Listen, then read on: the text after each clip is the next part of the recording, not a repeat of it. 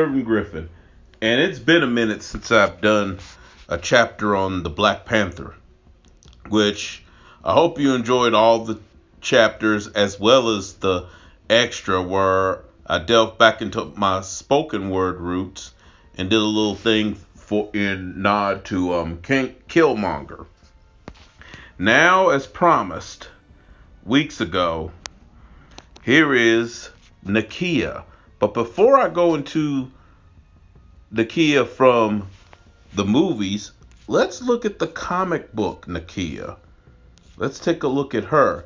And let me tell you, she's far different than the Nakia we know from the Black Panther films. Nakia was a descendant of a gentle fisherman of Quonoma Valley in the African nation of Wakanda. From an early age, she was groomed, as many girls were, to be one of the adored ones, or the Dora Milaje, and to serve as a concomitants, or translated, wives in training for the king of Wakanda.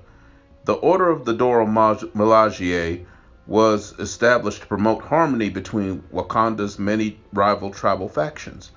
They also perform a role as the king's most deadly bodyguards and most faithful and trusted servants.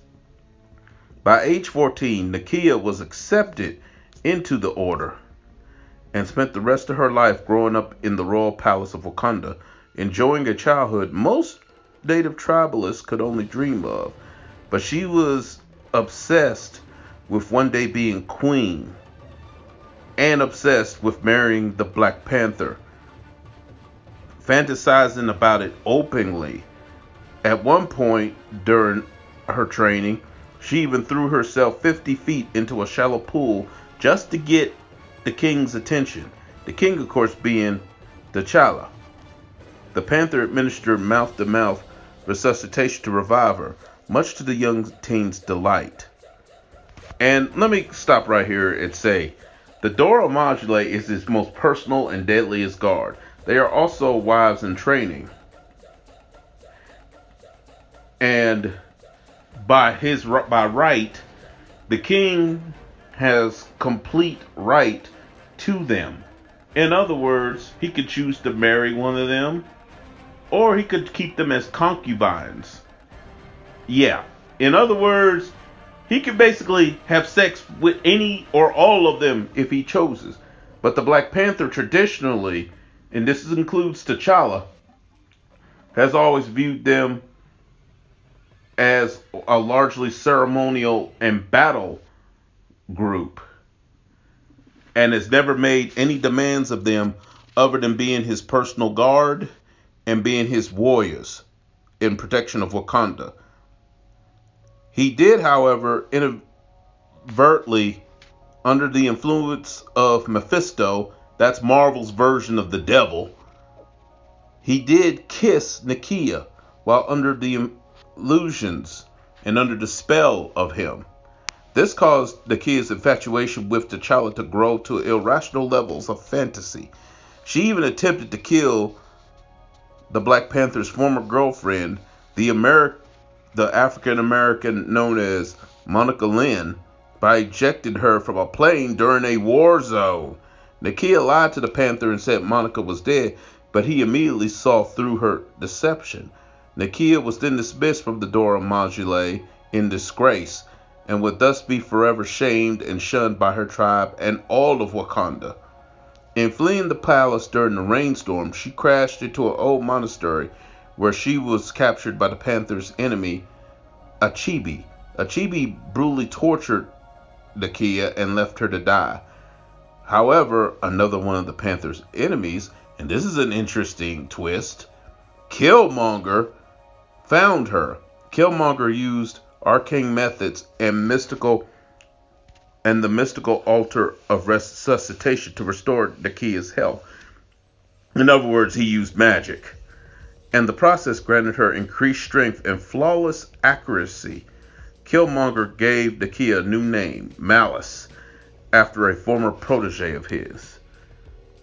Malice developed an arsenal of weapons and access to a toxic herb which makes men become as obsessive about her as she is about the Black Panther. To begin her revenge, Ballas sent a cryptic message to the Wakanda consulate, I should say, consisting of just two words: "She's dead." The Black Panther, who once taught high school in Harlem, began an investigation of a missing girl who happened to be one of his former students.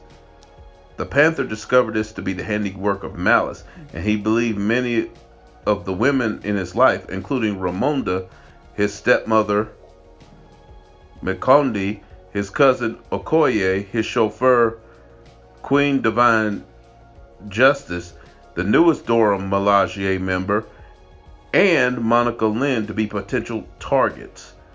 While the Panther tracked Malice, he hired a private investigator named Dakota North to watch over Monica Lynn.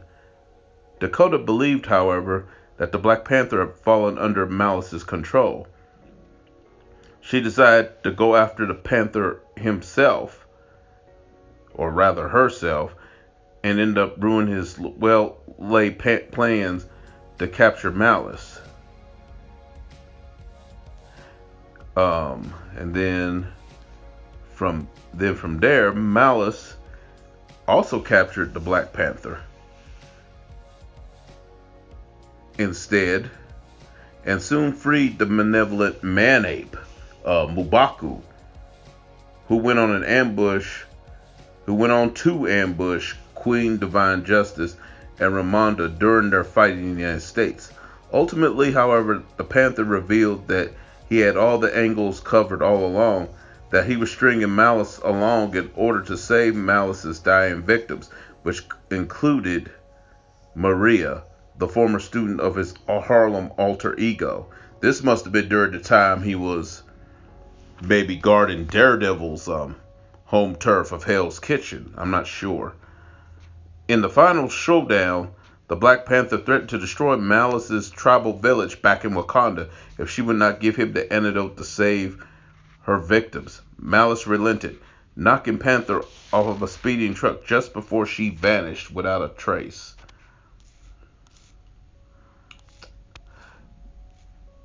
As for superhuman abilities, as said earlier, due to a magical ritual performed by Killmonger, Nakia possessed increased levels of strength, speed, and accuracy, and she is very adept in hand-to-hand combat. And her strength level is superhuman. And back to the hand-to-hand combat abilities, she had those even before the enhancements by Killmonger. And I believe her and Killmonger at one point were even lovers, which is another interesting twist that is not in the film. And speaking of the film version of Nakia, hers is vastly different. This is what we know about the Nakia in the movies. She developed a close bond with T'Challa, and the two dated for a short while. While T'Challa learned to become king in the ways of the royal family, Nakia joined the War Dogs. She was given an undercover assignment in Nigeria, where she pretended to be a Nigerian woman as she observed the trafficking going on in the country.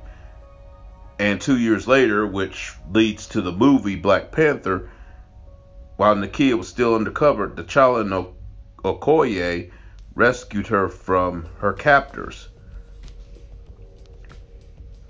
And her personality is also vastly different. In a quote from the Black Panther during an exchange between Black Panther and Nakia, Black Panther goes, "If you weren't so stubborn, you would make a good queen." And she goes, "It is because I am so stubborn that I would be a good queen." And despite being loyal to Wakanda and has the country's best interests at heart, Nakia disapproves of Wakanda's secretive, isolationist political policies and sees it as obstacles holding Wakanda back from making the world a better place, instead of effective and efficient measures of keeping Wakanda safe.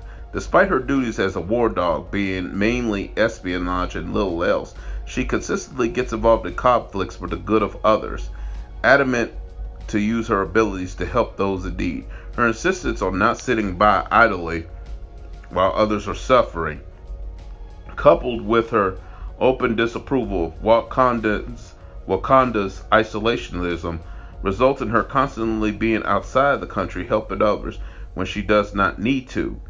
Her stance and headstrong attitude often have had her coming to idealistic clashes with T'Challa, despite both having clear romantic affections for each other.